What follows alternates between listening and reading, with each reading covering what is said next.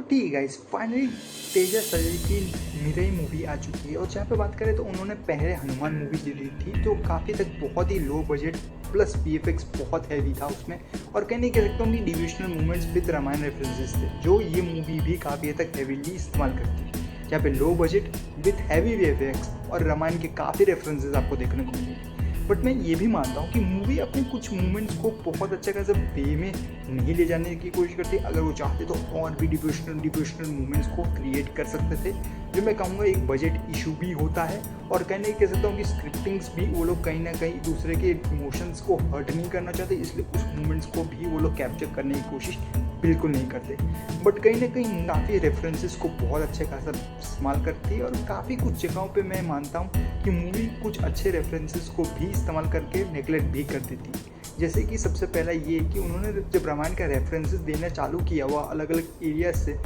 से तो उन्होंने कैरेक्टर्स को भी ऐसा ही किया हुआ है कि वो अलग अलग कैरेक्टर्स घूमा हुआ है, बट उसका रेफरेंस कहीं नहीं दिया हुआ कि वो क्यों जा रहा है, उसका क्या मेन मकसद क्या है। और यही मैं मानता हूँ कि मूवी के काफ़ी मेन प्लॉट्स में हीरो और विलन का जो कैरेक्टर है समझ में ही नहीं आता। काफ़ी तक एंड मोमेंट तक भी मूवमेंट यही नहीं पता चलता कि विलन का एग्जैक्टली पर्पस क्या है, वो क्या करना चाहता है। बट कहीं ना कह सकता हूँ हीरो का भी वही पर्पस ऐसे समझ में भी नहीं आता है। कुछ जगहों पे वो पर्पस ऐसे कह सकता हूँ कि धुंधला होने लगता है ओवर द टाइम जब मूवी पास आउट होती रहती है। दूसरा, मूवी का फास्ट पेस काफ़ी हद तक है, इसलिए कह सकता हूँ कि मूवी अपने कैरेक्टर्स को एकदम फटाफट दिखाती है, जो एक तरह से कह सकता हूँ सबसे बड़ा माइनस पॉइंट होता है कि आप मूवी के जब कैरेक्टर्स को डेवलप कर रहे हो तो मूवी हीरो के साथ कनेक्ट होनी ज़रूरी है या विलन के साथ कनेक्ट होनी ज़रूरी है। विलन के आर्क को अगर अच्छे खासा वे में आप समझ सकते हो कि विलन का पर्पस क्या है, विलन क्यों इतना ज़्यादा अपने आप को खतरे में डालने की कोशिश कर रही है, यानी कि वो एक खतरा बनना चाहता है पूरी दुनिया के लिए,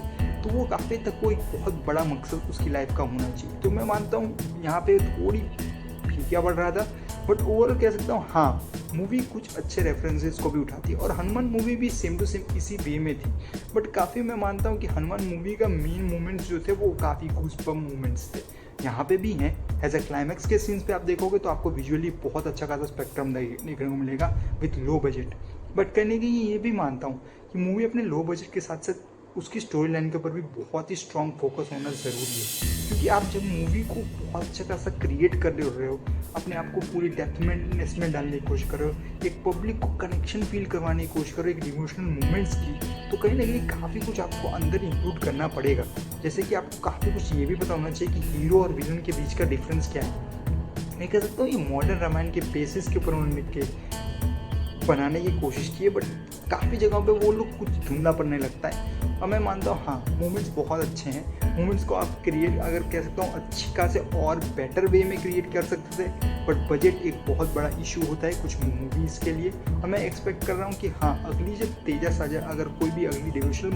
मूवी बनाए तो उनके पास एक अच्छा खासा बजट होना ज़रूरी है, क्योंकि एक लो बजट मूवी में काफ़ी कुछ आपको मिस करना पड़ता है। सबसे पहले स्टोरी लाइन को मिस करना पड़ता है, दूसरा आपको काफ़ी तक वीएफएक्स सीजीआई जहाँ पे भी आपने इस्तेमाल किया हुआ है वो एक अच्छे खासे मूवमेंट के साथ है, बट कुछ जगह पे वो ऐसा लगता है कि वो स्पेक्ट्रम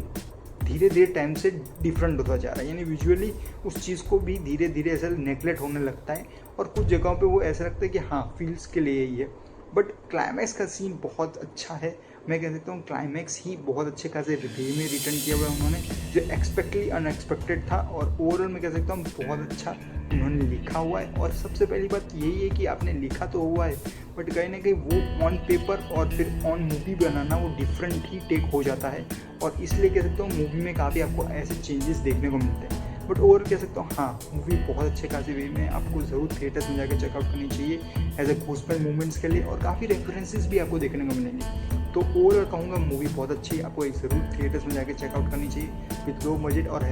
अगर आपको हैवी वीएफएक्स चाहिए, नॉर्मल वीएफएक्स भी मैं कह सकता हूँ कि जो एक आदिपुरुष के कंपैरिजन में बहुत बेटर है, और काफ़ी जगहों पे आपको लगेगा कि हाँ वीएफएक्स थोड़ा नॉर्मल हो चुका है, तो वो मैं मानता हूँ हाँ, लो बजट एक बहुत बड़ा इशू होता है किसी भी फिल्म को बनाने के लिए। बट ओवरऑल मैं ये भी मानता हूँ कि मूवी काफ़ी गूज़बम्प मूवमेंट्स के साथ है, तो ओवरऑल मीडियम मूवी है और आपको ज़रूर चेकआउट करनी चाहिए, क्योंकि हैज़ अ लो बजट और साउथ की एक टिपिकल मूवीज से भी बेटर कहीं ना कहीं कह सकता हूँ कि उन्होंने एक अलग लेवल पे ले जाने की कोशिश की हुई है। सब्सक्राइब करके आप चुको, आगे कमेंट सेक्शन में ज़रूर बताइए कि आपको मीरा की मूवी कैसे लगी।